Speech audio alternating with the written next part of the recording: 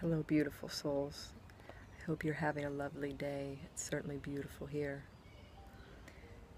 Today I wanted to talk about divinity, the masculine, the feminine, chi, prana, universal life force energy.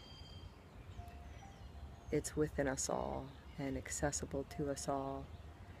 And I really think that all that we need to do is acknowledge that acknowledgement.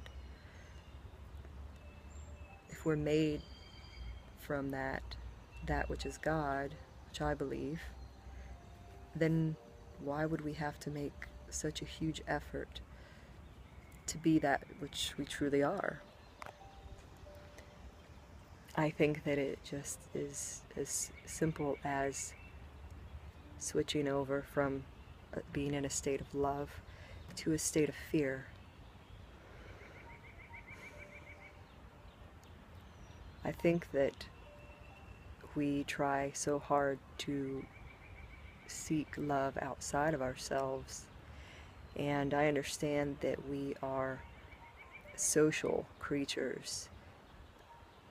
We come from source, and naturally, because everything evolves, we naturally seek that from which we came, and that's the key. We're trying to find out what all of this means, and how do we get home? What are we doing here? Why are we here? What is our purpose? Perhaps some people don't think too deeply into that, but I myself do and have most of my life.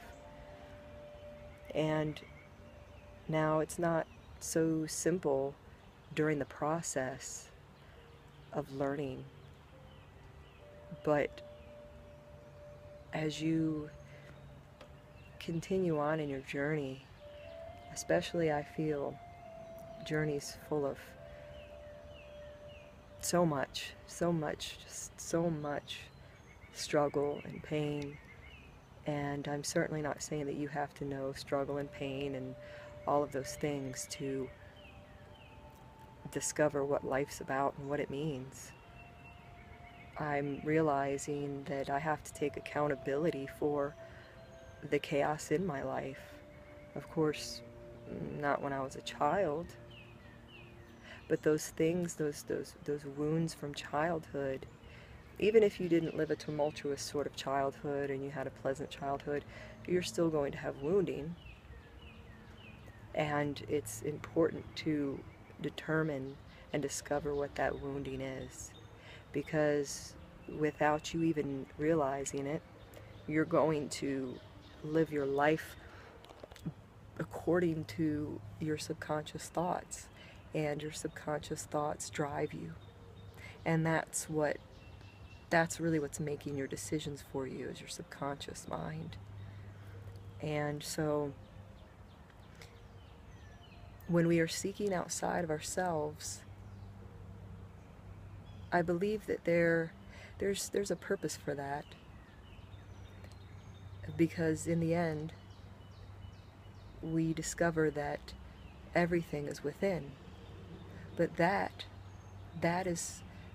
which is within is also outside of ourselves. The trees, the sky, the air, the plants, everything, the animals, the water. Those things are outside of us, but they're also inside of us. Because to me, in my opinion, everything evolves from source, one source, God. And so we have to discover what is outside of ourselves before we can then go within. But everything is in a state of being, and to me, our original state of being is that of love. And the duality that we face here on this 3D experience, in this 3D experience, on this 3D plane, is realizing that duality does not have to be on a different plane, because as long as we have ego and we're here on such a dense plane, we have to have some sort of protection. Ego is not this quote-unquote evil thing. We need it here. We have to be able to, especially for gentle, sensitive, loving souls.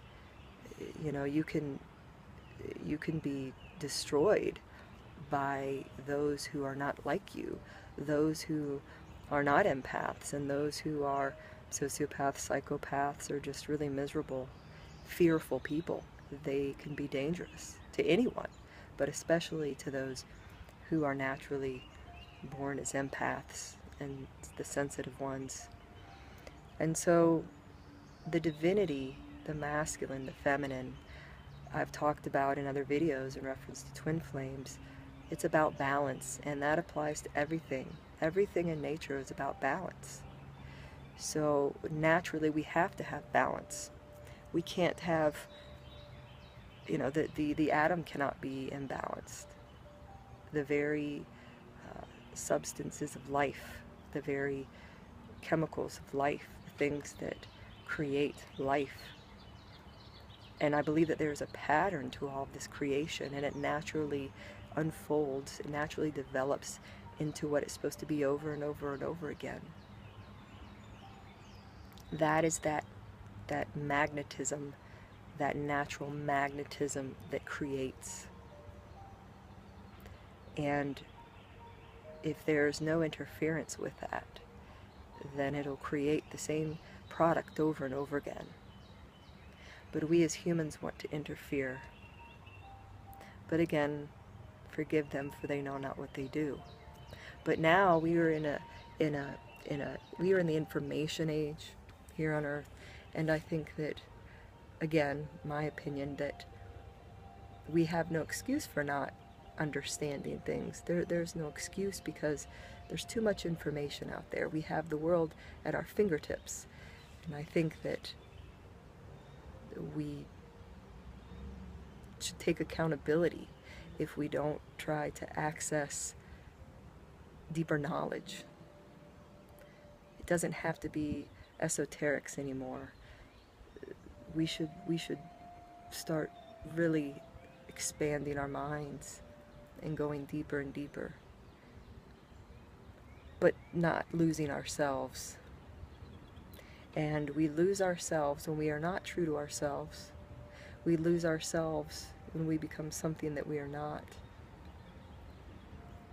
We lose ourselves when we don't address our core wounding, our childhood wounds.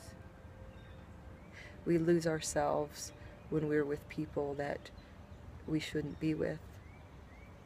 There's one thing in learning a lesson, but when you continue in something that's harmful to you, I don't believe in that. I don't believe in staying in a harmful relationship because you believe that that's part of the plan, part of providing part of a higher calling.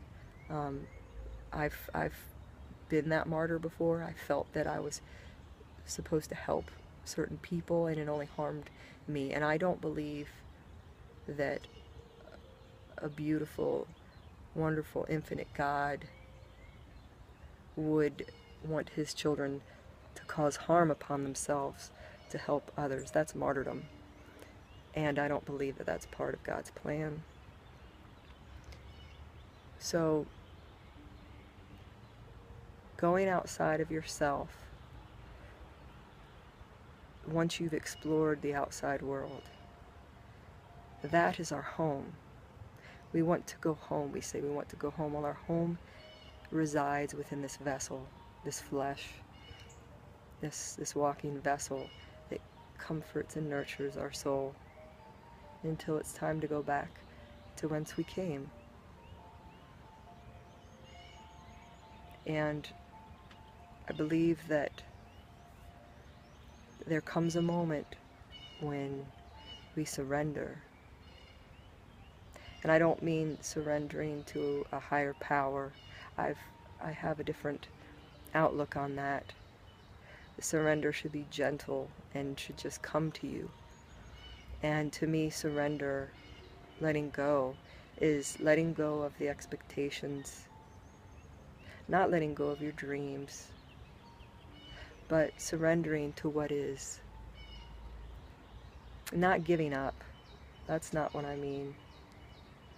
But you have to, it comes to you. You can't force anything. These things naturally come to you. And last night, I felt that complete surrender. And I realized that all the love, even from your twin flame, that you are seeking, it's truly just going home. It's truly going home, and that which you see in other people is yourself. We mirror. We mirror. And the beauty that you see within others is the beauty that is within yourself. Like sees like. Like attracts like. And we have to take accountability for that.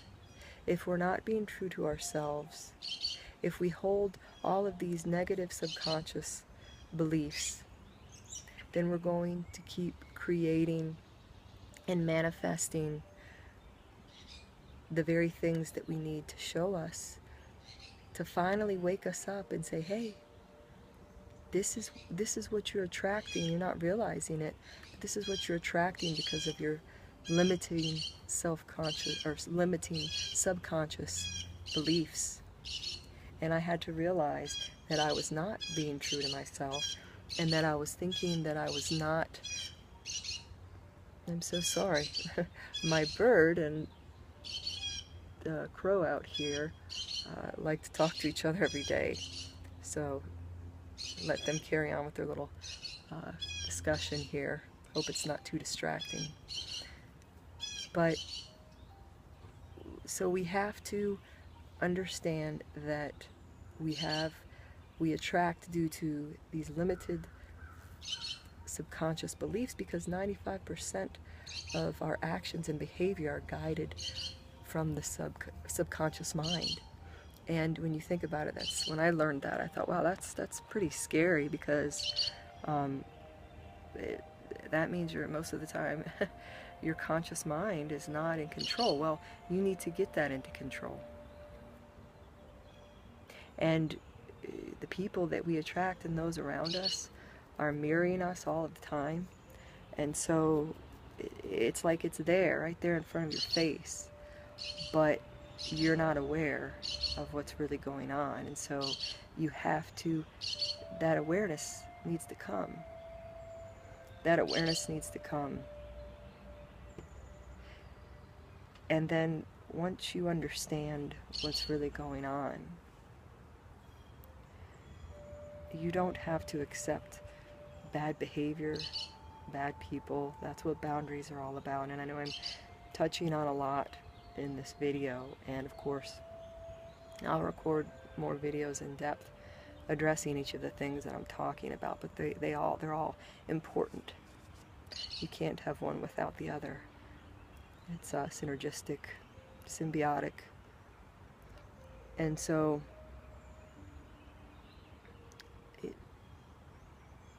I just don't judge yourself so much and so harshly. It's good to take personal inventory, to check ourselves, and to know where we are. I don't think we need to become complacent, but I also know what self-harm can do to you from constantly comparing yourself to others and not seeing what's around you. You know, we have enough around us every day to remind us of who we really are. Me sitting outside listening to the birds and hearing the bugs and having them crawl on me, and smelling the blossoms, seeing the bees. That's life. And life can be so precarious, and yet so bountiful, so it's also extremely powerful, so delicate, but yet extremely powerful. And that's all, again, about balance.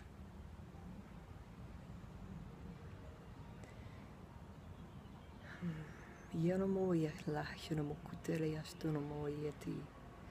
Yonomokuya mitila Ashtanamakitama. Yanamohurimata Shamakuya Midaro. Wamoriam Morianam Yanamakari Mostumokuyara. Yanamoya Matari Mitoru Mostumukara.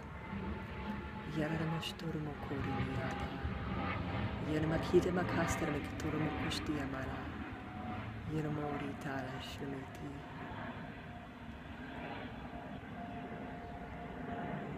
Just take a moment out of every day to be blessed for that very moment.